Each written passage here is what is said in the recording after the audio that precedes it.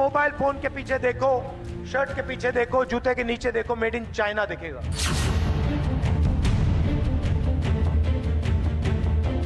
आपने कभी किसी कैमरा के पीछे, शर्ट के पीछे मेड इन मध्य प्रदेश देखा है?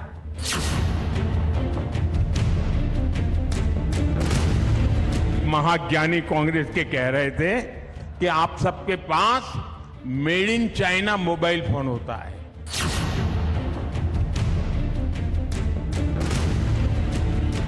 अरे मूर्खों के सरदार,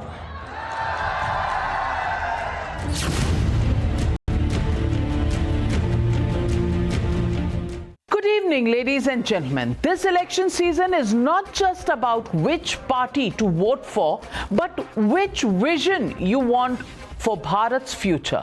Mincing no words, Prime Minister Modi has brought it down to two models of development. He has pitted the 2024 Mahabharat as a battle between moorkhon ke sardar versus Modi a sardar.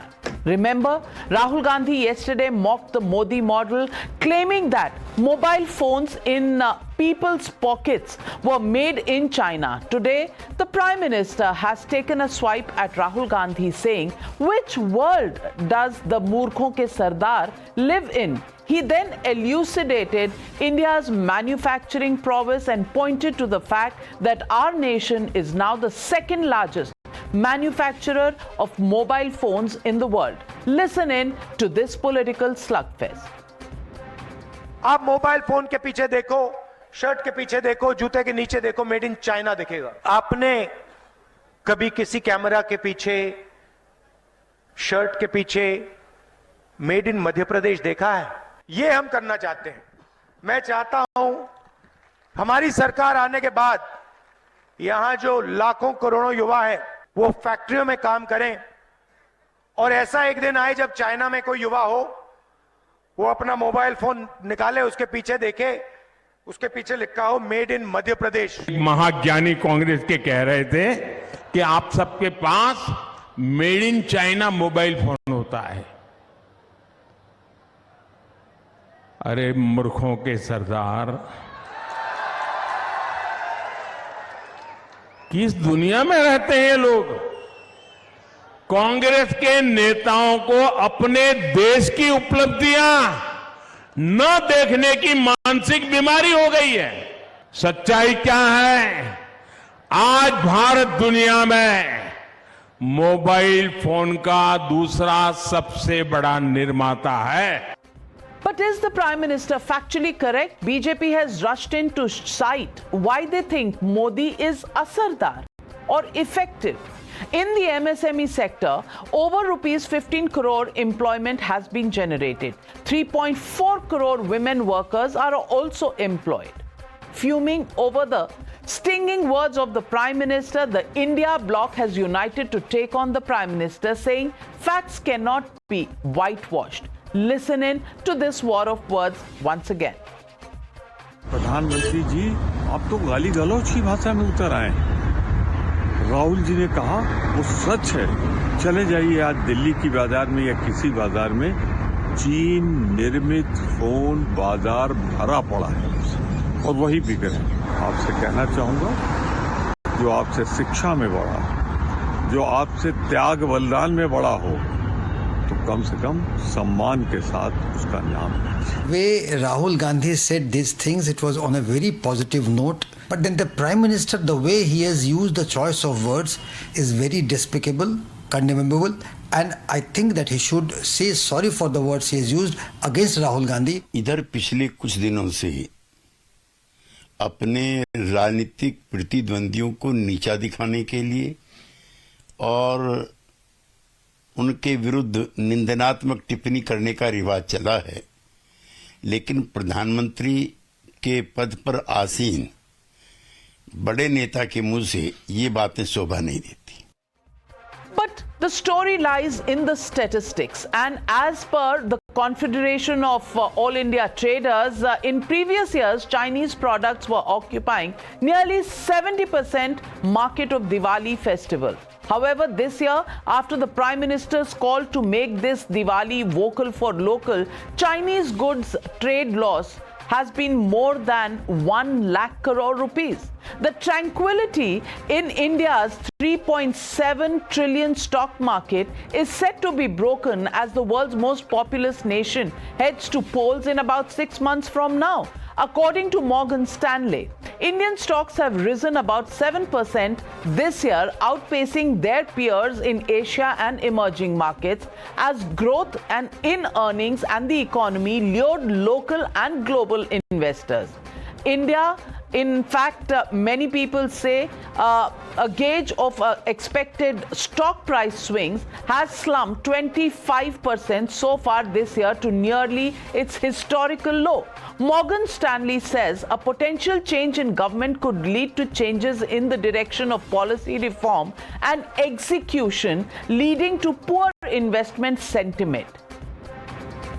So what are people saying? And that's the legitimate question we're asking on the newshour.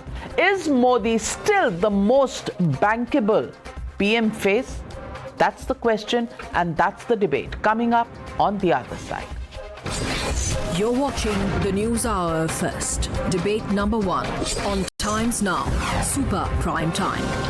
And joining me on the debate tonight, GVL Narasimha Rao, National Spokesperson and Member of Parliament representing the BJP, Smita Prakash, Editor ANI, Ishkaran Bhandari, Advocate. Also joining me this evening, Vivek Srivastav, Political Analyst, Lokesh Jindal, Political Analyst, and Sanjay Jha, Author and Suspended Congress Leader. And Sanjay Jha, I want to ask you, Mr. Rahul Gandhi has been making statements which clearly have come in, for the swipes that have been taken on him.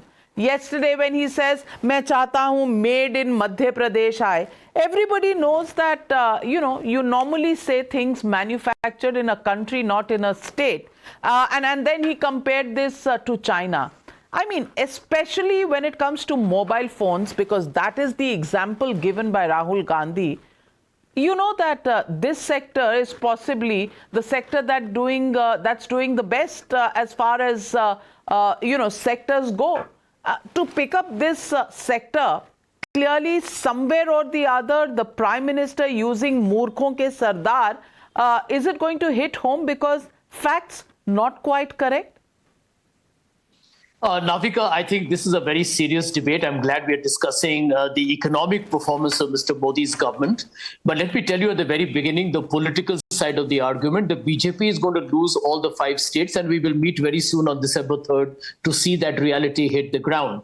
But let's address the fundamental issue that you have raised. Number one, I think this government has been an underperforming government, and this is not rhetoric or hyperbole. It is established by data. Between 2019 to 23, its GDP average performance is at 3.8 to 10%. So that's a hard truth. Number two, unemployment is at a record 10% on the latest data released by the CMIE. And no matter what data the government manufactures, unfortunately, that's not going to cut ice, which is why the youth are going to vote against Mr. Modi's government. Number three, very important, as far as China is concerned, please remember that mobile phones is one issue, and I'll address that. But look at the larger make in India, which is, I think, is the biggest ballooning we have heard for the last 10 years. The share of manufacturing in India's GDP, and Navika, you and I have both been to Gokhale Institute, so we know what we are talking about here, that the share of manufacturing in GDP is at 17%. If the growth was there, you would have seen it in the GDP numbers. The only make in India which has been successful has been the industrialization of hate, on which I would congratulate Mr. Rao and Mr. Modi collectively. Very important point, Chinese phones. Let me tell you the point that Rahul Gandhi was making.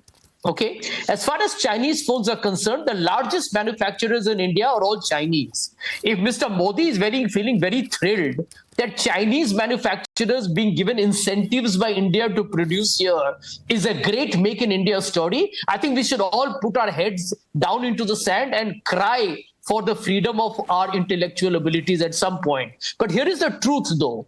What Rahul Gandhi is talking about is the relationship between China and India in terms of trade deficit. It's at a record 87 billion as of last year. Oh. I think that number is So probably when he gone talks up. of Chinese phones or phones made in Madhya Pradesh, he is actually talking about the trade deficit between India and China. Dr. Narasimha Rao, would you want to respond to that charge? Because, you know, that is economics simplified way beyond the Gokhale Institute knowledge that I have acquired. Why don't you respond, GVL? Navika, good evening to you and all the co-panelists. You see, the whole world has acknowledged and has witnessed a massive surge in India's economic growth. The big picture is known to everyone. We were one of the 5 fragile economies when the Congress was in power in 2014, before 2014. From there, we have come a long way. Today, we are the fastest growing large economy in the world, 5th largest economy in the world. We aspire to be the 3rd largest economy in a manner of maybe a couple of decades and become a developed nation. That's the kind of a vision and that's the kind of a track record that Prime Minister Narendra Modi ji has demonstrated. And not just in the case of cellular phones, in automobiles, in electronics, in many of these areas, Indian manufacturing has undergone, has achieved a growth in double digits, growth in multiples of, growth in several hundreds of percentages. The problem is the Congress party thinks that they can fool the people, they can mislead people by making false statements. Rahul Gandhi is clearly, in this case, seems to be somebody who's possibly he doesn't buy anything Indian. That is his problem. That may be Rahul Gandhi's problem. He and his family might not buy anything Indian. And they might not want to buy anything made in India. But Prime Minister has made Atmanirbhar Bharat not just as a slogan. Vocal for local is not just a slogan. It has translated into reality. We have stopped buying anything foreign. All tenders, even in government, below 200 crores, they have been reserved for local companies. For there is no question of buying anything foreign. Foreign products are prohibited from being purchased below 200 crores. And this has translated into huge support for the local industry. The growth, India's economic growth is largely a result of the growth in the MSME sector, which provides maximum employment. The poverty levels, as IMF, World Bank have reported, are at the lowest levels in India today. But Rahul Gandhi and Congress party would like to fool people by trumpeting the same kind of false propaganda, which has really not given them any success.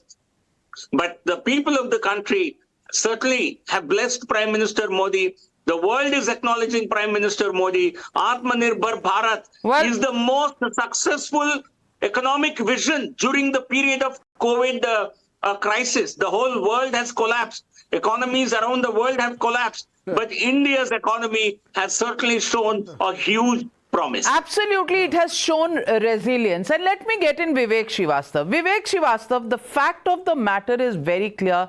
About 20,000 crore worth of phones were made in India 8-9 years ago. Today, this figure is above 3.5 lakh crores.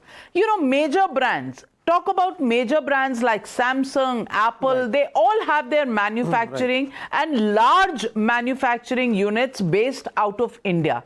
And that is something that Mr. Rahul Gandhi would obviously know. And not just that, Mr. Rahul Gandhi has talked about, you know, China ke phone aa rahe hain. May I ask you to pick up the newspapers of 2004, 2005 and 2006 when Chinese companies were allowed to bid for the telecom sector, to the power sector, to provide boilers, to provide various, equipment in the power sector and other infrastructure sector. You know, is this China inflow something that has happened, just about 8 years, 9 years ago? No, it's been happening from 2004 and 2005. In fact, Sanjay Jha pick up the Times of India in that time. When I joined the Times group, my first story was on how the government at that time had overruled the IB, the R&AW, and allowed Chinese companies to participate in public sector units tenders in the infrastructure sector. So Vivek Srivastava, is Mr. Rahul Gandhi just creating an election ka hawa, or is he really bereft of knowledge of China's business with India? Right. Please give me some time to respond. First of all, election ki hawa, I think, is being created by our honorable Prime Minister. He is our Prime Minister. Everybody is Prime Minister. He is also the Prime Minister of the opposition parties.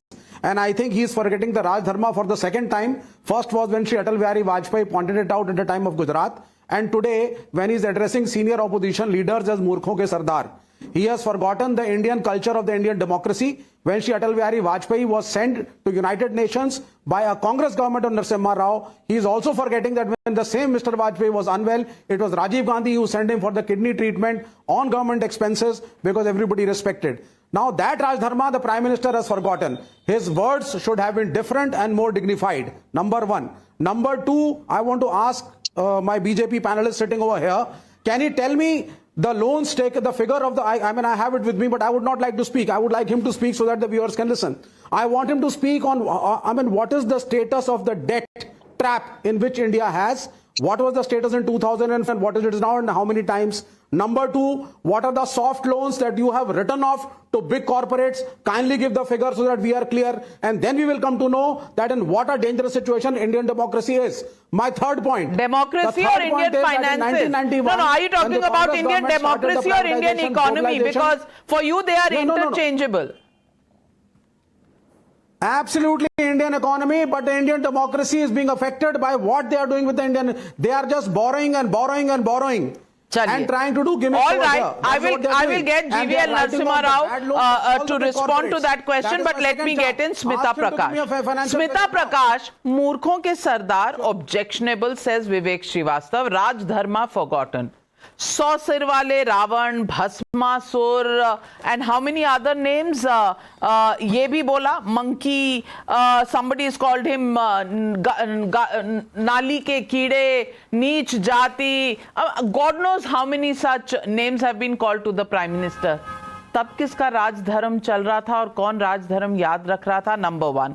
And number two, is the Indian economy worse off today than it was in 2014 when oil bonds were signed and kept aside to be repaid later, when in 2008 farmer loans were completely waived off? What are we talking about? Are we talking facts or are we just talking hyperbole?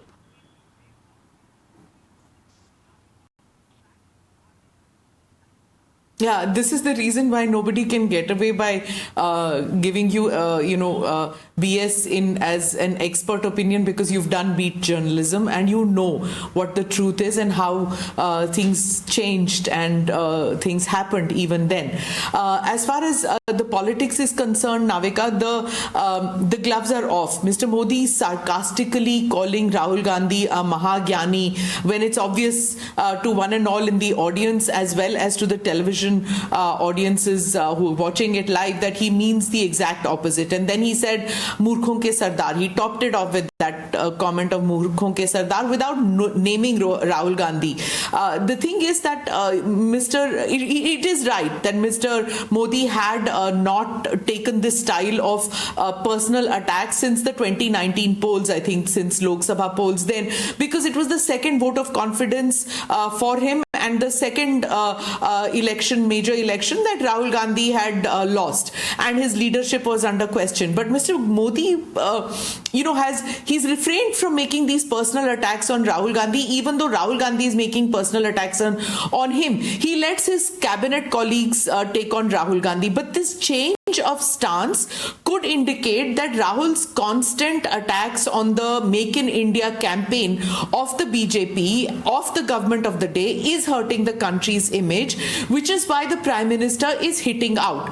It isn't just Narendra Modi speaking, it is the Prime Minister who's taking ownership of the government program of Atmanirbhar Bharat, of the Make in India label, and an attack which he said in his speech that you don't take pride in what is made in your country. He was quite clear that this is, him making a political attack on Rahul Gandhi is because Rahul Gandhi was making an attack on India.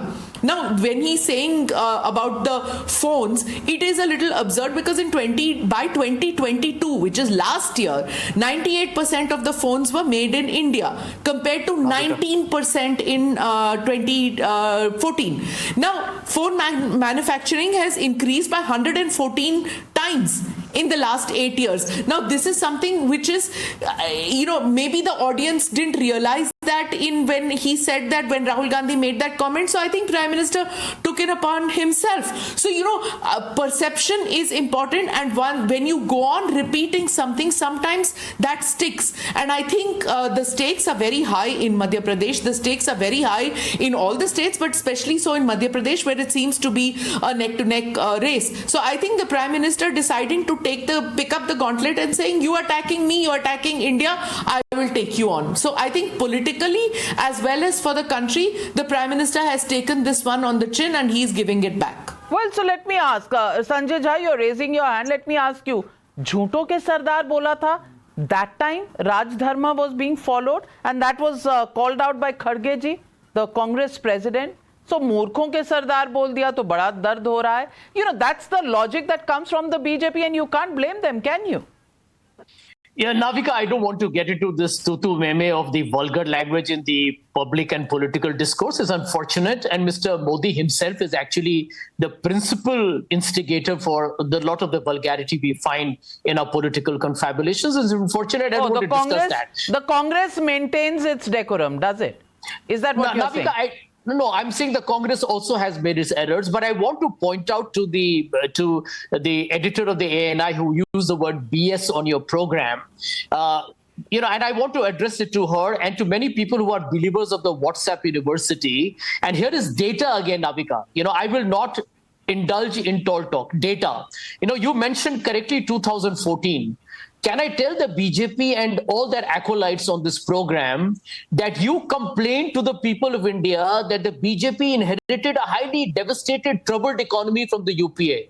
That GDP growth, Navika, was 6.4%, which they inherited from the UPA. Guess what is the average GDP growth under Modi since 2014 till now? It is below that number. Can you imagine? So, end of day, it's very easy to come and trash it because the overall GDP growth of the UPA was close to 8%, and they did not have to pump it up by 2%. So here is the truth. Let us not indulge in casual BS simply because it suits our political slant. The numbers don't lie. The numbers don't lie, madam. The circumstances don't either, Sanjay Jha. And that's pandemic? What Smita, what's your point? What's your counter?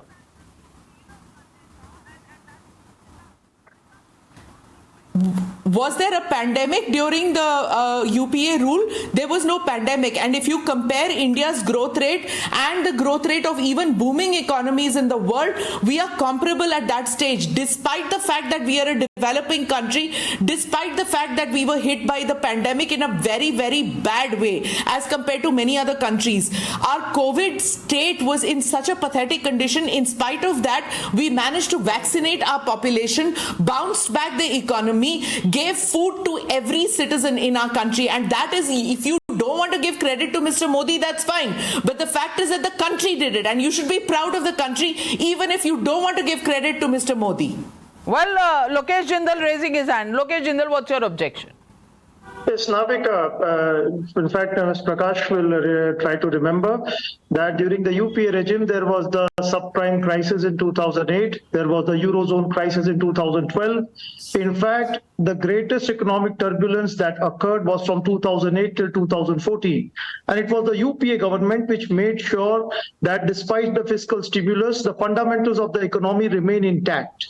But right now, if you look at the manner in which the rupee has been depreciating, the manner in which trade deficit has been rising at an all-time high, the budget deficit, fiscal deficits, unemployment rate, we do not have any elbow room to bring about a stable economic parameter. Macroeconomic framework is destabilized. You cannot compare what UPA did with meager budgets and the sustainable growth it achieved with that we have today. Oh, today so we have suddenly, growth in the books. No, Now, let me meager tell you budgets once in again. UPA, but suddenly you think, BJP सरकार Navika, जब one से आई more है thing. Lottery लग गई है?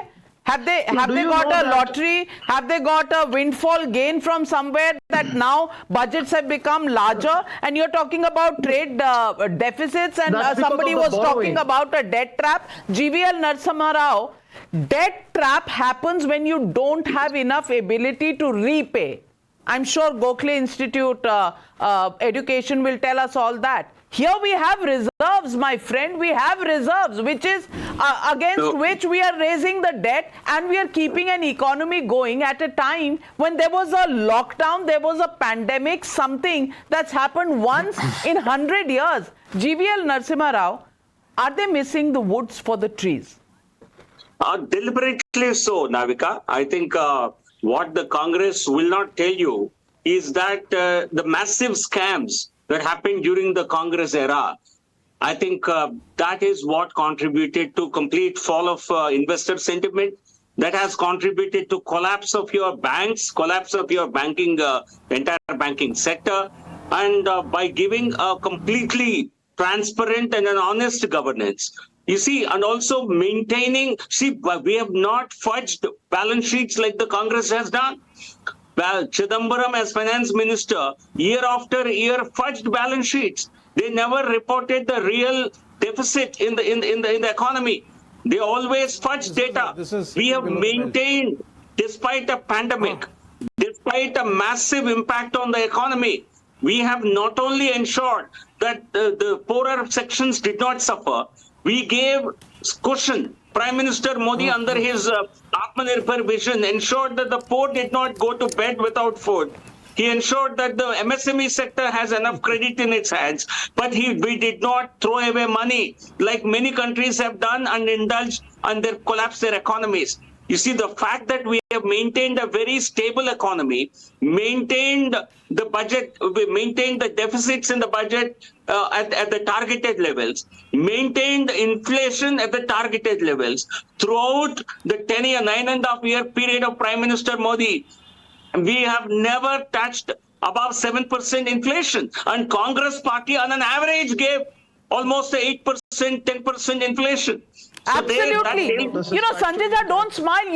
You know in 2013, 2014, inflation rates were in double digits. Today, they are below the 5% mark. GDP growth, look at the world around you and look at India. 6.5% forecast for GDP growth.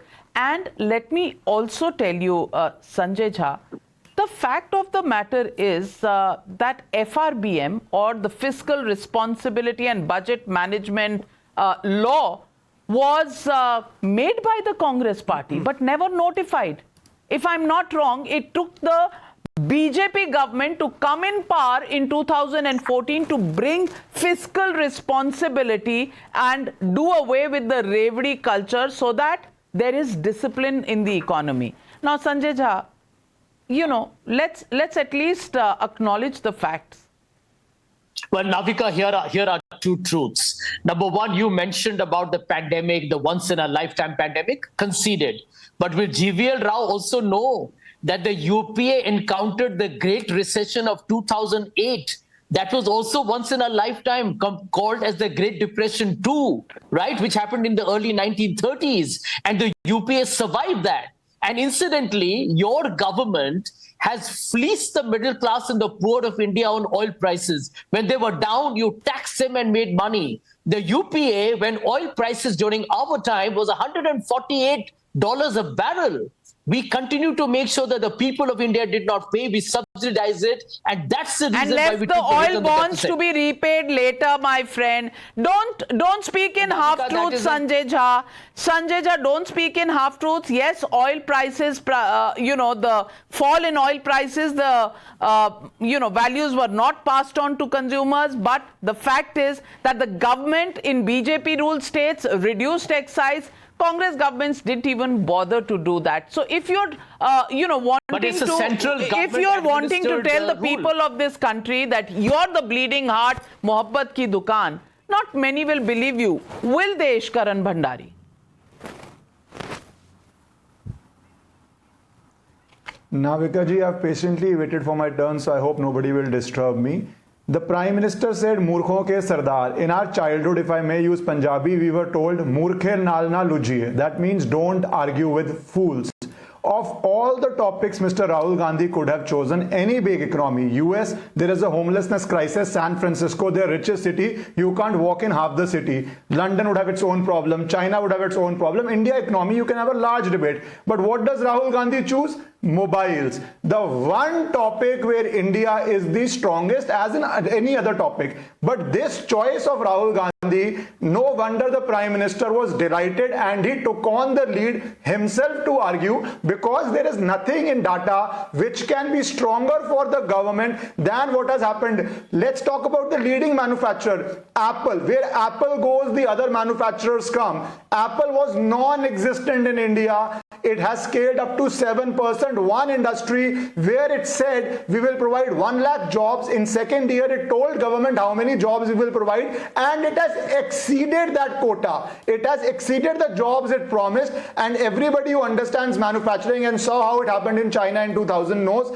reaching 5%, 7% of global manufacturing is very tough. From 7 to 25% is way easier because you have put in the infrastructure, the money. Same is the story with Amazon. Same is the story with Google. So we are seeing a tectonic shift of manufacturing happening to India, which was not permissible earlier. Also in the economics, let us talk about our labor. We have always had this problem that capital can come to India, but Indian labor was not finding it easy to go out. Israel inks an agreement to take 1 lakh Indians to Israel to work. The Palestinian work visas which are getting cancelled are being given to Indians, and that has been signed. Taiwan now says it is willing to sign an agreement so that we have a free flow of labor from India to there, where we have the dividend of demography, and that is all the foreign policy of the Prime Minister interlinked with the policy on the financial aspects, on manufacturing, on GDP. The data is very clear. We can keep arguing that the economy was very good in UPA, but the voter in 2014 was feeling the economic pain. That is why he had the result. The same arguments were given after Note Bandi that 2019 BJP will be washed out because people sitting having glasses of wine and cheese felt economy is bursting. What happened? The people, the voter, the true test voted in 2019. And for Congress to talk about, and for Rahul Gandhi especially, do you remember the taxation rates of Indira Gandhi? 97%. Do you remember Hindu rate of growth, a term being coined for a failure of economic policy to say Hindu is lazy, Hindu is inefficient, Hindu does not have economic drive, Hindu does not have risk-taking ability. So it is not the government's fault, it is a Hindu rate of growth. You live with it. The changes were brought by a non-Gandhi Prime Minister, Mr. P.V. Narasimha Rao. Let us be very clear, because before that, what was the position? Everybody knows. And what are they talking about? China. China, they were welcoming investments. The Congress party signed a MOU with China, which we have still not known what are the contents of that MOU. Whereas this government banned Chinese apps. This government is doing a multiple layer check of what are the Chinese investments. In certain sectors, the Chinese investments have been banned because that was a major challenge of manufacturing.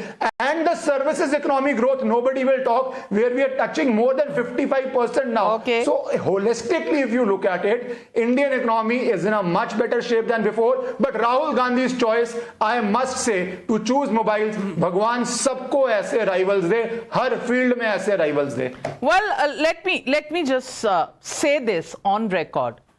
Are we absolutely out of trouble? Are we suddenly a developed country? No, we are not. Are there problems in our economy? Yes, there are. But the fact of the matter is that the economy today, is it in better shape than other countries? Has it moved forward from where it started off in 2014? And the answer would be an unqualified yes.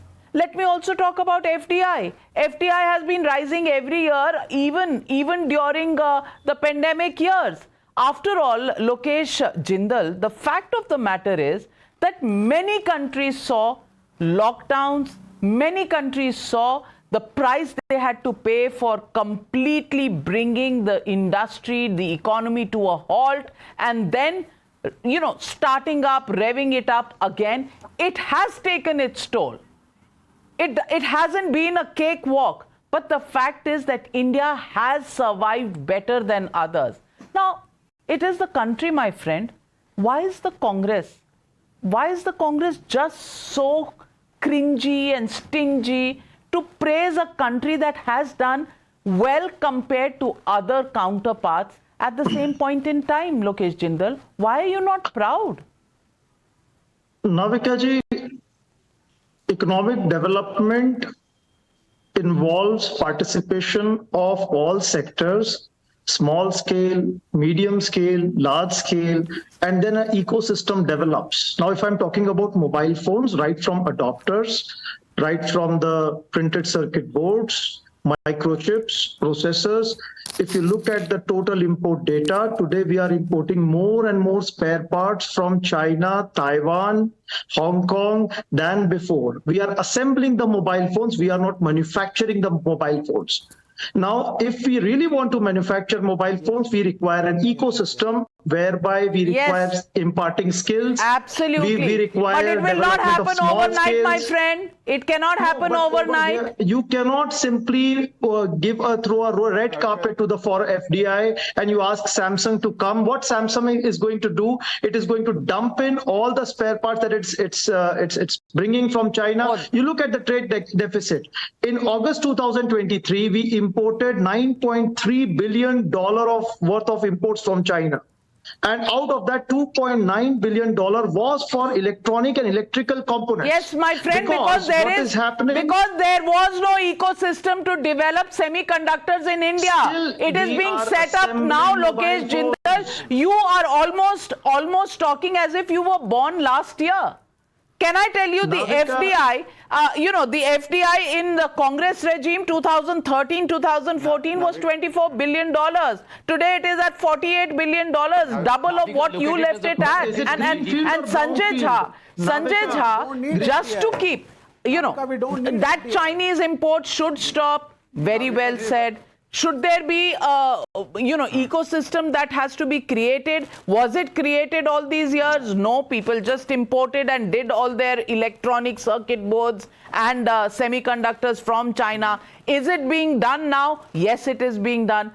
I'm just saying, as Ishkaran Bhandari pointed out, just asking the limited question, was mobile phones an example that Rahul Gandhi should have avoided? Had his research team not done their homework?